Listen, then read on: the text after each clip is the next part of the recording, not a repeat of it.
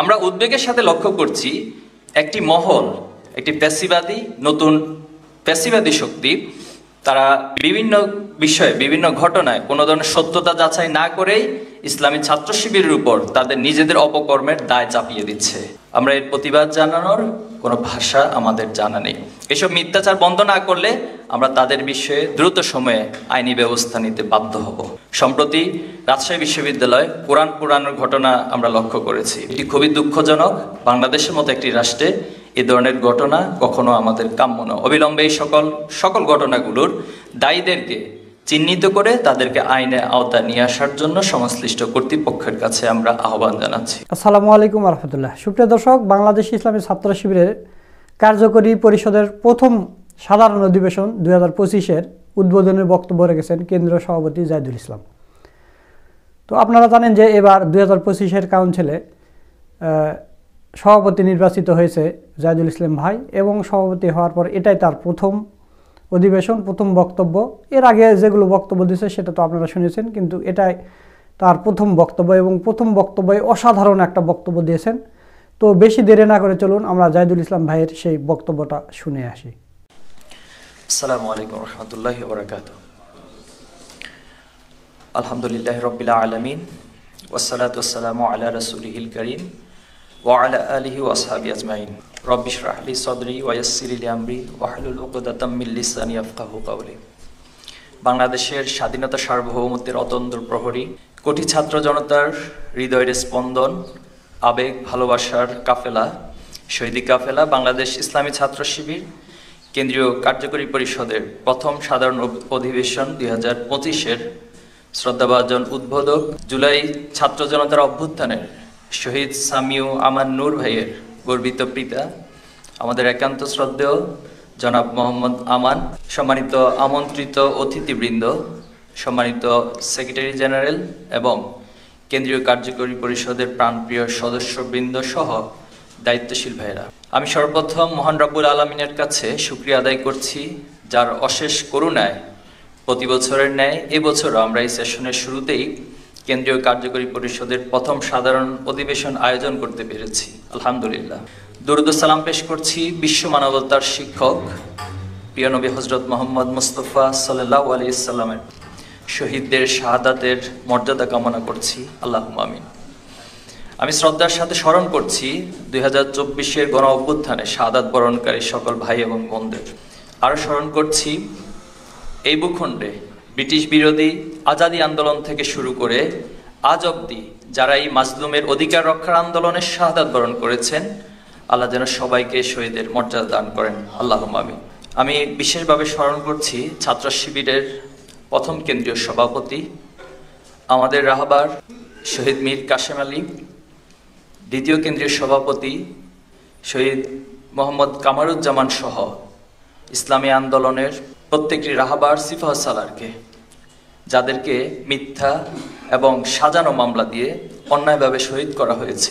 আজকের এই দিনে আমি বিশেষভাবে স্মরণ করছি ছাত্র শিবিরের শত শত প্রাণ উৎসর্গকারী, যারা আল্লাহর এই জমিনে এই ভূখণ্ডে দিন প্রতিষ্ঠার জন্য তাদের জীবনকে আল্লাহর রাস্তা বিলিয়ে দিয়েছেন। তাদের বুকের তাজা খুনে এ জমিন সিক্ত হয়েছে। মুক্তি কামনা করছে আমাদের প্রিয় দায়িত্বশীল আমাদের রাহবার এটিএম আজহারুল ভাইয়ের, যাকে অন্যায়ভাবে এখনো পর্যন্ত বন্দী করে রাখা হয়েছে। আমরা আশা করব দ্রুত সময়ের মধ্যে সরকার তার মুক্তির ব্যবস্থা করে দেবেন ইনশাআল্লাহ। আমি আজকের এই প্রোগ্রামে বিশেষভাবে দোয়া করছি, আল্লাহর দিনকে বিজয় করতে গিয়ে আমাদের এই জমিনে ফ্যাসিবাদের দমন পীড়নে নানা সময়ে যারা আহত হয়েছেন, যারা বিভিন্নভাবে এখনো পর্যন্ত হসপিটালে কাতরাচ্ছেন, আমরা সকলের জন্য আল্লাহর কাছে দোয়া করি আল্লাহ সবাইকে সুস্থতার নিয়ামত দান করুন। আপনারা জানেন আমাদের ভাই ওয়ালিউল্লাহ এবং আল মুকাদ্দাস ভাই এখনো পর্যন্ত নিখোঁজ রয়েছে। আমরা জানি না আমাদের এই ভাইয়েরা কোথায় কি অবস্থায় রয়েছে। আমরা আল্লাহর কাছে দোয়া করি আমাদের গুমকৃত সকল ভাইকে আল্লাহ তাআলা আমাদের মাঝে ফিরিয়ে দিন। আল্লাহুম্মা আমিন। সম্মানিত উপস্থিতি, কেন্দ্রীয় কার্যকরী পরিষদ বাংলা ইসলামী ছাত্র শিবিরের সিদ্ধান্ত গ্রহণকারী সর্বোচ্চ ফোরাম, ফ্যাসিস্ট আওয়ামী লীগ মুক্ত নতুন বাংলাদেশে নতুন সাংগঠনিক সেশন বিদ্যমান জাতীয় বাস্তবতায় শুরু হওয়া এই অধিবেশন বিশেষ গুরুত্বের দাবি রাখে। গুরুত্বপূর্ণ এই অধিবেশনে আমি আপনাদের সকলকে স্বাগত জানাচ্ছি। সুপ্রিয় উপস্থিতি, আওয়ামী ফ্যাসিবাদের শাসন আমলে দীর্ঘ 16 বছর বাংলাদেশের মানুষ তাদের মৌলিক অধিকার থেকে বঞ্চিত হয়েছে। আওয়ামী লীগ বাংলাদেশের সাংবিধানিক প্রতিষ্ঠানগুলোকে ধ্বংস করে দিয়েছে। দুর্নীতি, অর্থ পাচারের মাধ্যমে বাংলাদেশের অর্থনীতিকে করেছে পঙ্গু। দেশের মানুষকে নানাভাবে দ্বিধাবিভক্ত করে জাতীয় ঐক্য এবং সংহতিকে দুর্বল করার নানামুখী অপতৎপরতা তারা চালিয়েছে। ক্ষমতায় টিকে থাকতে গুম, খুন, নির্যাতন, স্টিম রোলার চালিয়েছে মুক্তিকামী জনতার উপর। বিশেষত বাংলাদেশ ইসলামী ছাত্র শিবিরের নেতাকর্মীদের উপর অবর্ণনীয় অমানবিক দমন নিপট চালিয়েছে। অবশেষে আল্লাহর পক্ষ থেকে পাঠানো আবাবিল রূপে ছাত্র জনতার অভ্যুত্থানের মাধ্যমে ফ্যাসিস্ট হাসিনা পার্শ্ববর্তী রাষ্ট্রে পালিয়ে যেতে বাধ্য হয়েছে। কিন্তু 1,500-এরও বেশি ছাত্র জনতার রক্ত, জীবনের এবং হাজার হাজার মানুষের আহত হওয়ার মধ্য দিয়ে যে মুক্তি এসেছে, আমরা এই ঋণের দায়ে আবদ্ধ। প্রিয় উপস্থিতি, ফ্যাসিস্ট হাসিনা পালিয়ে যাওয়ার 5 মাস অতিক্রান্ত হলেও বাংলাদেশের প্রশাসন এখনো পুরোপুরি ফ্যাসিবাদ মুক্ত হয়নি। বরং ফ্যাসিবাদের দোসররা নানাভাবে বাংলাদেশকে অশান্ত, অকার্যকর, অস্থিতিশীল করার জন্য প্রচেষ্টা চালিয়ে যাচ্ছে। ছাত্র জনতার উপর যারা গণহত্যা চালিয়েছে তাদের সিংহভাগ এখনো পর্যন্ত গ্রেপ্তার হয়নি। আমরা এটাও লক্ষ্য করছি, যারা গ্রেপ্তার হয়েছে অথবা যাদের বিচার শুরু হয়েছে, মামলা বাণিজ্যের মাধ্যমে তাদের মধ্য থেকে অনেকেই ছাড়া পেয়ে যাচ্ছে। অনেক অপরাধী নির্বিঘ্নে সীমান্ত পাড়ি দিচ্ছে। অনলাইন অফলাইনে আমরা খুনিদের কোনো ধরনের অনুশোচনা তো দেখিনি, বরং তারা এই খুন এবং এই গণহত্যা নিয়ে আস্ফালন চালাচ্ছে।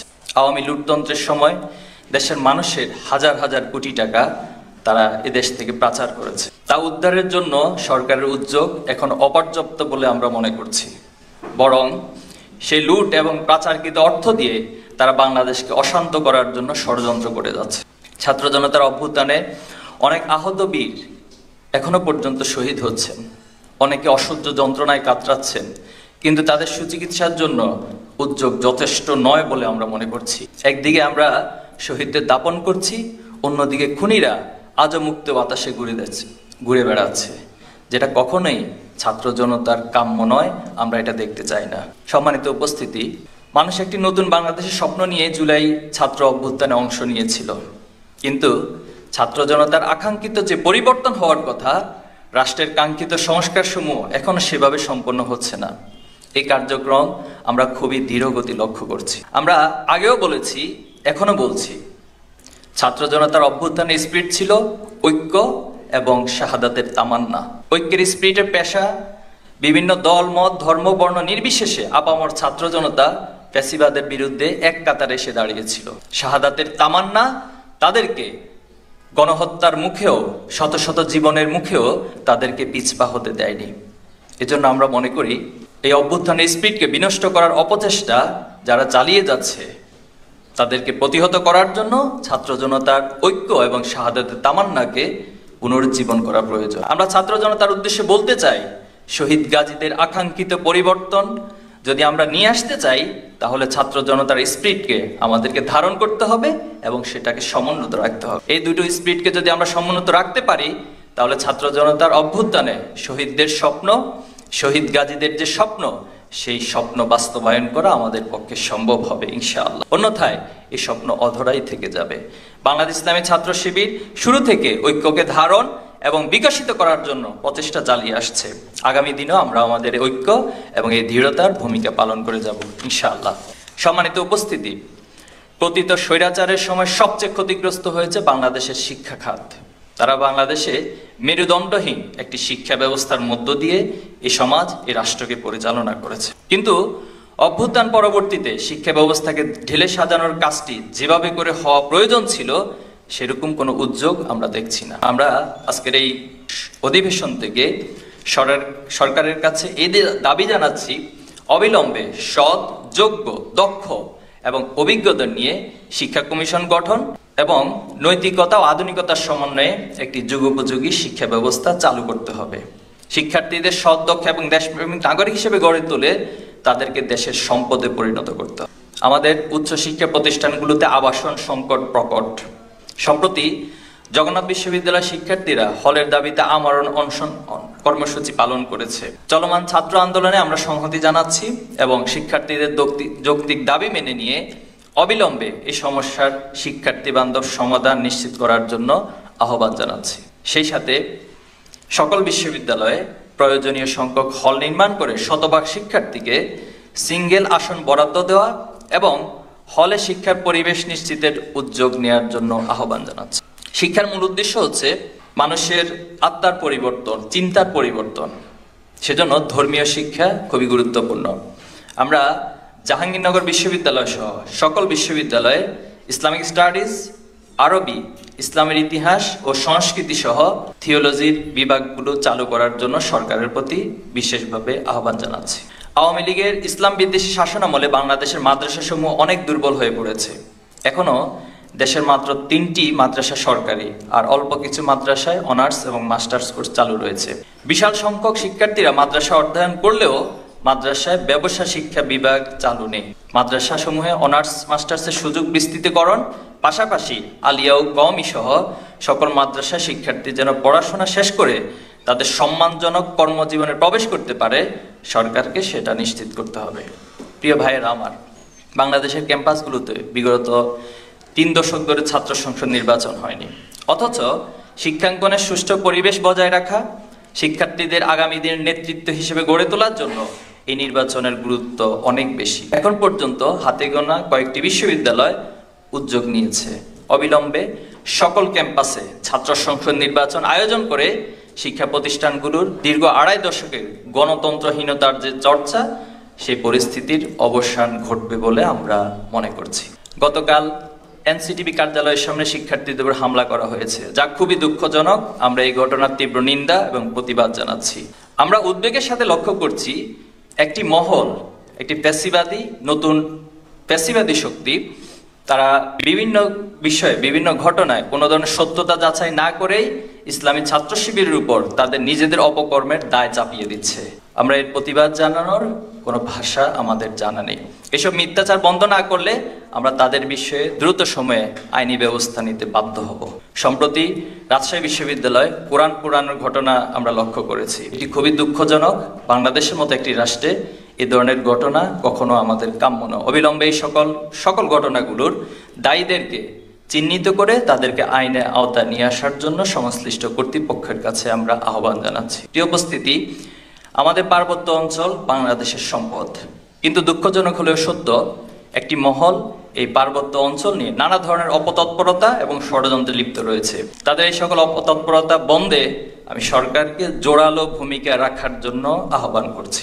সম্মানিত কার্যকরী পরিষদের সদস্য ভাইয়েরা, ইসলামী ছাত্র শিবিরের সংবিধান কার্যকরী পরিষদের দায়িত্ব স্পষ্টভাবে বর্ণনা করেছে। সংবিধানের 22 নং ধারায় বলা হয়েছে, সামগ্রিকভাবে কার্যকরী পরিষদের ও ব্যক্তিগতভাবে এর সদস্যদের দায়িত্ব হচ্ছে নিজেদের তত্ত্বাবধান, কেন্দ্রীয় সভাপতির তত্ত্বাবধান, সংগঠনে ইসলামী নীতির অনুসৃতির তত্ত্বাবধান, সংগঠনের কর্মসূচি বাস্তবায়নের তত্ত্বাবধান ও পর্যবেক্ষণ, সংবিধানের অনুসৃতির তত্ত্বাবধান, সংগঠনের যে কোনো ত্রুটি দূরীকরণ, সংগঠনের সামগ্রিক কাজের মৌলিক পরিকল্পনা প্রণয়ন, কেন্দ্রীয় সভাপতিকে পরামর্শ দান, নিঃসংকোচে মত প্রকাশ এবং কার্যকরী পরিষদের অধিবেশনে নিয়মিত যোগদান অথবা অভিমত প্রেরণ। আমি পরিষদের সকল ভাইদেরকে অনুরোধ করব, আপনারা আপনাদের সাংবিধানিক দায়িত্ব পালনে সর্বোচ্চ সচেষ্ট হবেন ইনশাআল্লাহ।